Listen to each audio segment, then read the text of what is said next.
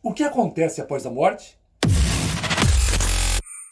O apóstolo Paulo, em 1 Tessalonicenses, capítulo 4, versículo 13, disse o seguinte: Não quero, porém, irmãos, que sejais ignorantes acerca dos que já dormem, para que não vos entristeçais como os demais que não têm esperança. Paulo ordenou para que não sejamos ignorantes com respeito aos que morreram estando em Cristo. Portanto, vamos hoje refletir sobre este tema, pois é de fundamental importância buscar o conhecimento no que tange o estado do homem após a sua morte, pois o conhecimento, além de produzir segurança, nos torna menos temerosos com relação ao além-túmulo, ok? Bem, sou o pastor João Bovolini e hoje vamos estudar a doutrina que fala a respeito da morte através de perguntas e respostas, ok? Roda a vinheta.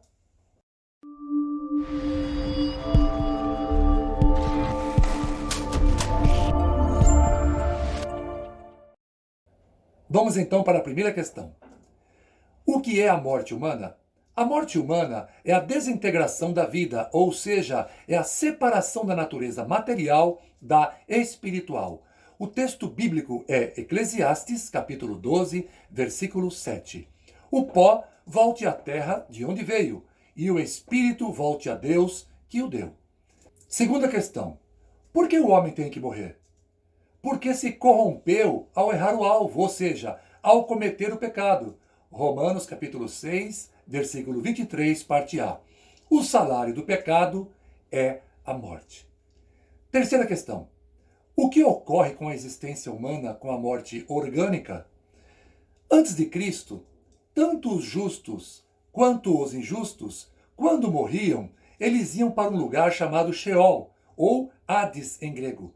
Todavia, cremos que havia nessa região dos mortos uma divisão destinada para os justos e outra destinada para os injustos, que eram separadas por um abismo intransponível. Isso está escrito em Lucas capítulo 16, versículo 26.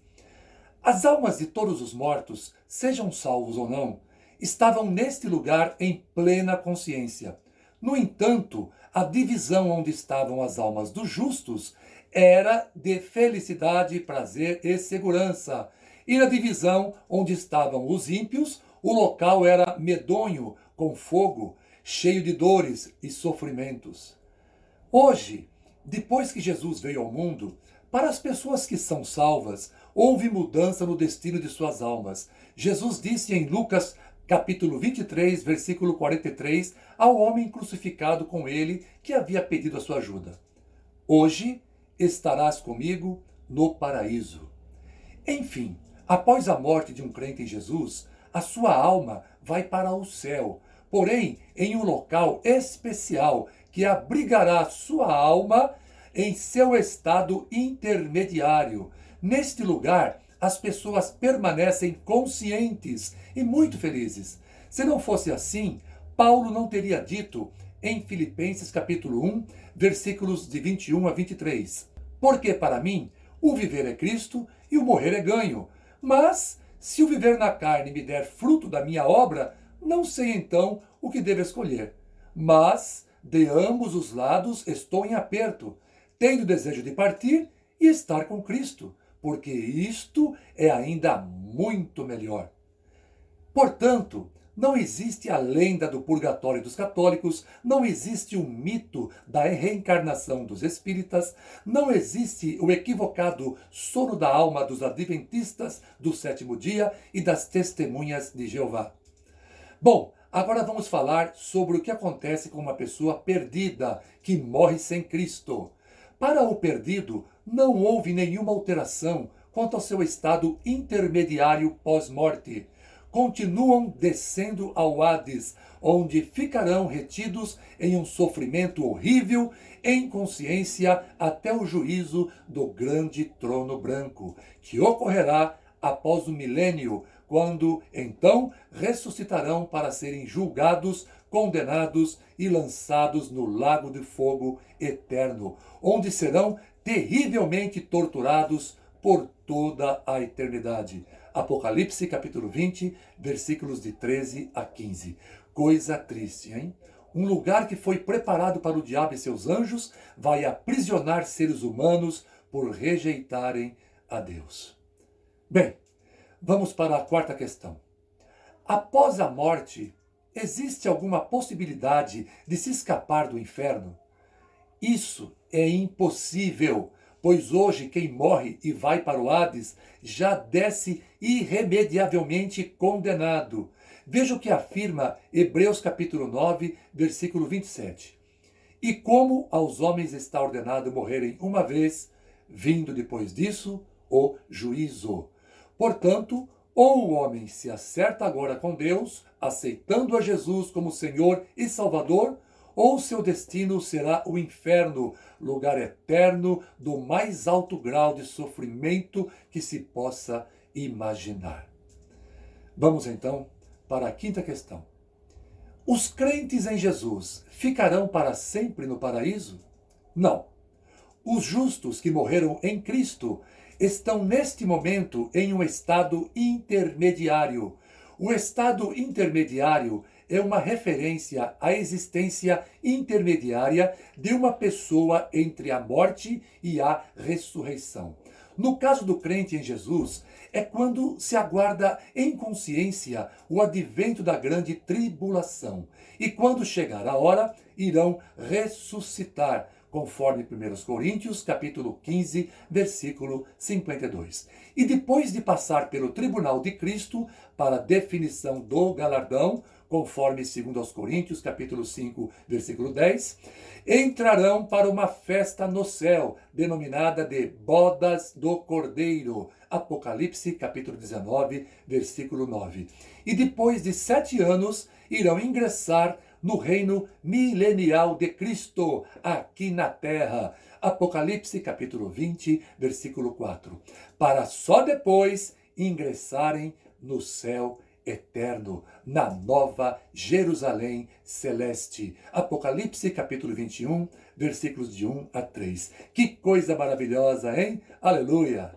Sexta questão. E as pessoas que morreram sem Jesus ressuscitarão para participar do milênio? Não, em hipótese alguma. Permanecerão sofrendo no Hades, conforme Apocalipse capítulo 20, versículo 5, parte A. Sétima questão. Então, quando os mortos perdidos que estão no Hades ressuscitarão? Os que morreram sem salvação somente ressuscitarão para serem julgados e condenados no juízo final. Apocalipse capítulo 20, versículos de 13 a 15. Oitava questão. Mas o inferno não seria um lugar simbólico? Deus não é um Deus de amor? E se é amor, por que lançaria suas criaturas no inferno por mais pecados que tenham cometido? Olha, Deus é amor sim, mas também é justiça. O inferno é real, é cumprimento desta profecia para a vida dos inimigos de Deus. Ouça bem, Hebreus capítulo 10, versículo 31. Horrenda coisa é cair nas mãos do Deus vivo. Leia isso agora, Hebreus capítulo 10, versículo 29. De quanto maior castigo cuidais vós, será julgado merecedor aquele que pisar o Filho de Deus e tiver por profano o sangue da aliança com que foi santificado e fizer agravo ao Espírito da graça? Agora, reflitam comigo. Se o inferno é um lugar simbólico, que diferença haveria para quem pisou o Filho de Deus, se o destino final de todos seria a morte em forma de extinção? Não é mesmo? Vamos para a nona e derradeira questão. A morte ainda reina? Graças a Deus não. Romanos capítulo 5, versículo 14. No entanto, a morte reinou desde Adão até Moisés, até sobre aqueles que não tinham pecado, à semelhança da transgressão de Adão, o qual é figura daquele que havia de vir. O que Paulo quis dizer com a morte reinou desde Adão até Moisés? Paulo quis dizer que a morte reinou até que Jesus a derrotasse com sua morte vicária na cruz e também através da sua ressurreição. Moisés, neste contexto, significa a dispensação da lei.